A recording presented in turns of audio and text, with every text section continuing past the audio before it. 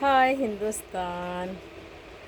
Arvind Kejriwal ji IAS, ओ पढ़े लिखों की party. आप तो बहुत अच्छा भाषण भी देते हैं और आईएएस की नौकरी छोड़ करके आप तो राजनीति में चले आए हैं। तो इसका मतलब एडमिनिस्ट्रेटिव सर्विस आईएएस से भी बड़ी है, पॉलिटिक्स होती है।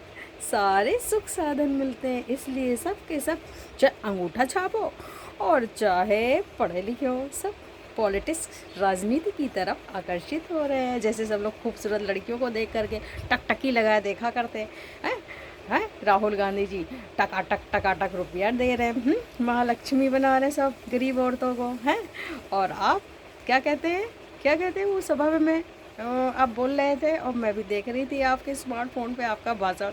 रात में कितनी पब्लिक ध्यान से आप लोग को सुन रही है। आपको आईएएस जो ठहरे ना उसकी सर्विस भी की, फिर बाद में पॉलिटिक्स में चले आए अन्ना हजारे बाबा को छोड़ करके लेकिन आपने कहा था कि मैं तो बहुत छोटा आदमी हूँ, है आप लोगों से भीख मांग रहा हूँ वोट के लिए है। लेकिन लोकतंत्र में वोट भीख नहीं होती है, जनता बहुत सोच समझ के देती है, जहाँ पे जिसकी वेब रहती है उसी को देती है। लेकिन आपके मुंह से ये वोट की भीख मांगना वाला शब्द और वाक्य बहुत ही खराब लगा। इतना पढ़ा लिखा व्यक्ति कैसे ऐसे बोल सकता है? इतना पढ़ा लिखा व्यक्ति बहुत सोच समझ के बोलता। अंगूठा छाप होते तो बात दूसरी थी, क्योंकि पॉलिटिक्स के लिए तो कोई एजुकेशन नहीं होती, क्वालिफिकेशन नहीं होती, कोई भी खड़ा हो जाता है। लेकिन आप तो इतने पढ़े लिखे तो आपको सोच समझ के बोलना चाहिए ना। अरविंद केजरीवाल जी, मुझे आपसे बहुत बड़ी शिकायत है? आप कह रहे थे छोटा आदमी को भीख दे दीजिए। आपको ये नहीं मालूम है, ये कहावत नहीं सुनी? कौन सी? छोटा पैकेट बड़ा धमाका, समझ में आया? छोटा पैकेट बहुत जोर का धमाका लगाता है, उसको अगर फेंक दो जहाँ भी चला दो कस के तो देखो कैसे धमाका होता है। वैसे ही आप भी है, छोटे कद के हैं तो क्या हुआ, लाल बहादुर शास्त्री हमारे हम लोग के दूसरे प्रधानमंत्री थे, वो भी छोटे कद के थे, लेकिन उन्होंने भी बहुत बड़े बड़े काम किए हैं। लेकिन तकदीर ने उनका साथ नहीं दिया। उसी तरीके से आप भी छोटे हैं लेकिन बड़ा धमाका कर सकते हैं। तो देखिए 4 जून को क्या होता है और लहर किस तरफ दौड़ रही है, समझ में आया? चल रही है, हैं?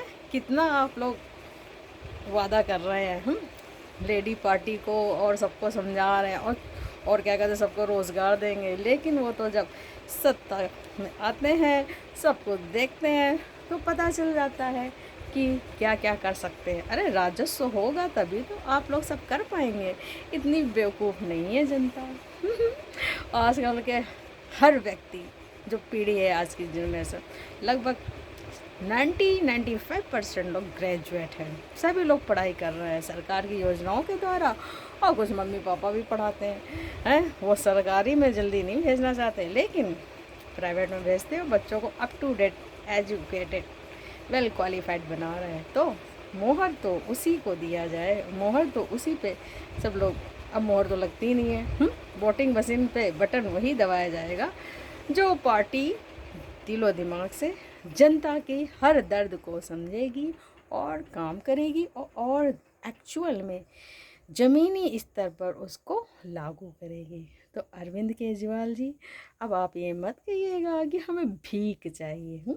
भीख थोड़ी ना मांगी जाती है, दिलो दिमाग से बोलिए और बहुमत प्राप्त कीजिए और हिंदुस्तान पे राज कीजिए। सभी लोग टकाटक गटागट सब कुछ बोल लो, देखो जनता का रुख किधर जाता है। समझ में आया?